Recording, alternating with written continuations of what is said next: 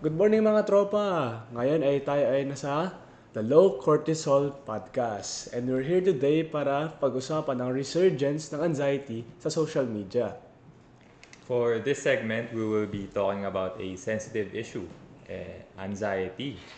And may mga experts tayo to speak with us and tackle this issue for awareness. And we also invited guests to share their experiences. So makikita talaga natin na ang lawak talaga ng anxiety sa social media. Sa bawat sulok ng ating mga post, puro mga anxiety yung makikita mong content. Okay, so kapartner, before we start sa discussion natin ngayon, ano nga ba ang anxiety at bakit So, kailangan natin tong alamin? So good question yun, no? So kaya natin invite yung mga kasama natin ngayon para sagutin yung mga tanong natin, mga tanong namin at mga tanong nyo rin. So good morning po, Mr. Fernandez. Good morning. Thank you for having me. So please tell us, ano nga po ba talaga ang anxiety? Um, Essentially, ang anxiety is an emotional state in a sense na this individual is constantly worrying, right?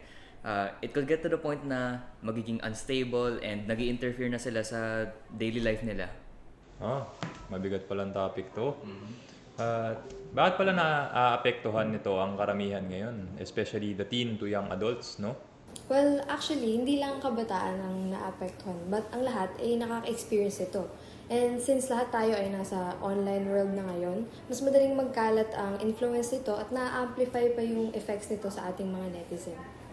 So gaano ba talaga maging kalala ang epekto nito sa isang tao pag sobra-sobra na yung anxiety nila sa sarili nila? Ay nako, malalaking consequences. Masisira talaga ang everyday life ng isang tao dahil dito. Baka yung mga negative thoughts na akala mo na sa isip mo lang, ay di mo lang namamalayang nakaka-apekto na pala sa iyong physical, mental, at social health.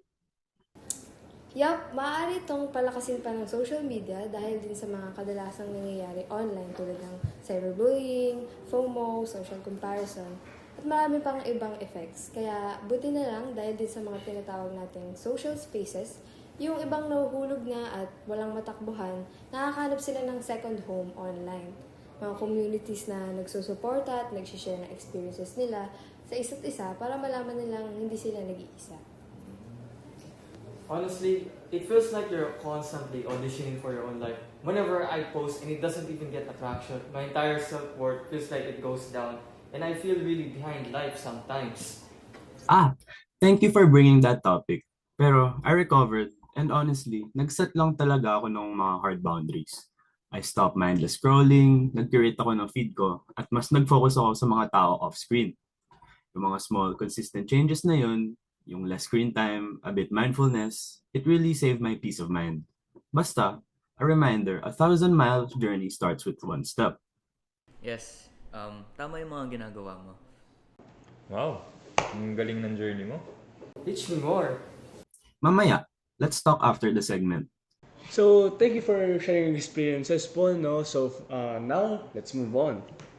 So, what you're telling us is na-amplify ng unmoderated na social media use ang anxiety. Yes.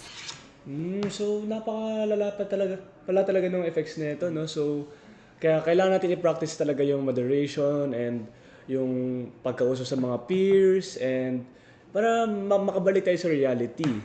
So, wow. Sana talaga naintindihan niyo yung mga sinabi nila mga katropa. Kaya nga, kasi hindi pwedeng hashtag lang ang ambag natin sa mental health awareness. We need to be honest with ourselves kung paano nakaka-affect sa anxiety natin ang kakascroll. Being responsible means making that difficult choice na mag-log off muna the moment na hindi na siya okay para sa'yo. Simple things like going outside and bonding with friends F2F are already enough.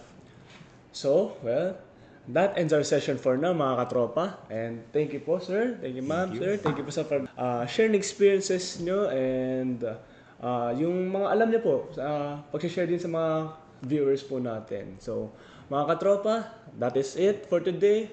Sana may natutunan kayo as well as may natutunan din kami. And once again, this is the Low Cortisol Podcast. Signing off.